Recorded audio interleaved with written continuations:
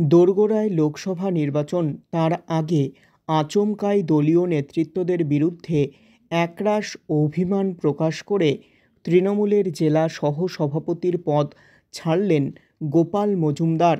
ইতিমধ্যে তিনি পদত্যাগপত্র দলের রাজ্য সভাপতি সুব্রত বক্সিকে পাঠানোর পাশাপাশি সোমবার দুপুর 12টা নাগাদ হেমতাবাদে নিজের বাড়িতেই এই প্রসঙ্গে সাংবাদিক বৈঠক করেছেন গোপাল মজুমদার।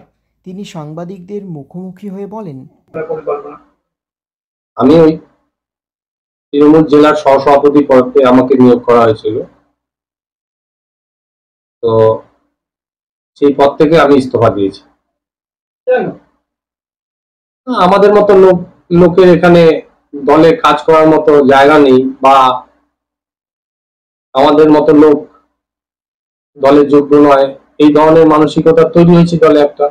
আর আত্মসম্মান বিসর্জন দিয়ে তো দল করা সম্ভব নয়। দলে থাকবো, কাজ করতে পারবো না, এটাও যেমন অপরাধ একদিকে, সেমনি অপমানও বটে। আপনি কাকে লেটার পাঠিয়েছেন? আমি যার হস্তক্ষেপে আমাকে দলে জয়েন করা হয়েছিল, ফিরাদ হাকিম মহাশয়ের হাত ধরে, রাজ্য সভাপতি তৃণমূল কংগ্রেসের রাজ্য সভাপতি মাননীয় সুব্রত বক্সি মহাশয়কে পাঠিয়েছি, কানাইলাল আওয়ালকে পাঠিয়েছি। এই যে আপনি লেটার পাঠানোর পর আপনার সঙ্গে যোগাযোগ করা হয়েছে? হ্যাঁ, যোগাযোগ করেছে কিছু কিছু, এখন বলছি না, যোগাযোগ করেছে। কি বলছে তারা? তৃণমূলের কি বলছে, এরপর বক্তব্য কি? দেখুন, আমি তৃণমূলের বক্তব্য কি জানি না, কে যে দলটা চালাচ্ছে কি করছে জানি না। যোগদান করার পর থেকেই কোনো গুরুত্ব নেই, বারবার অপমান করে। মানুষ সম্মান নিয়ে বাঁচতে চায়, বাঁচার অধিকার। আমরা এই যে একটা ভোট আসছে, লোকসভা ইলেকশন, আমাদের রাজনীতিটা আমাদের নেশা, পেশা নয়। আমার পেশা হচ্ছে ওকালতি।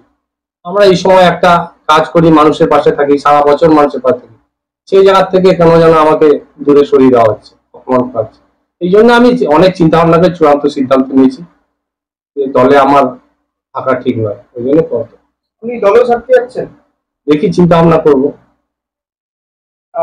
হেমতাবাদে তো তৃণমূলের বিধায়ক আছে, পঞ্চায়েত দখলে আছে, কি মনে হচ্ছে কি প্রভাব পড়বে এই লোকসভা? এক কথায় বলে দিই, সত্যজিৎ বর্মন জিন্দাবাদ, কানাইলাল আওয়াল জিন্দাবাদ, এইটুকুই বলিলাম।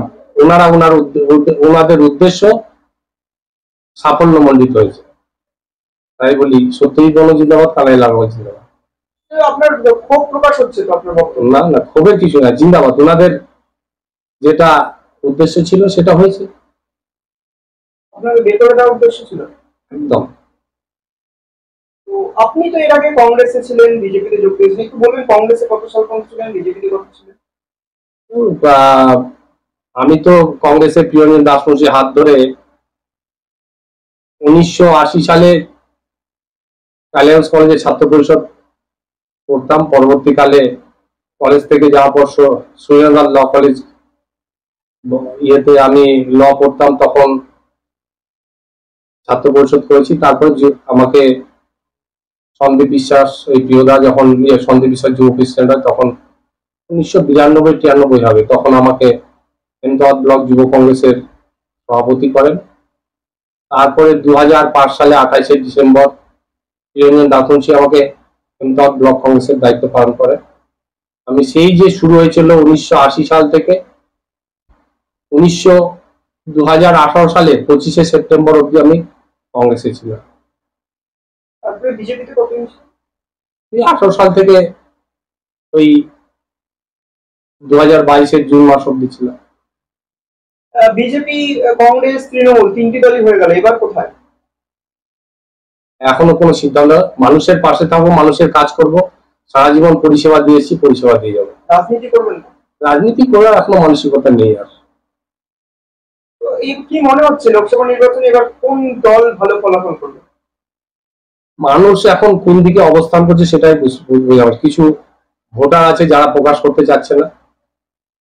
এখন এদিকে ত্রিমুখী লড়াই হবে এটা মনে হচ্ছে।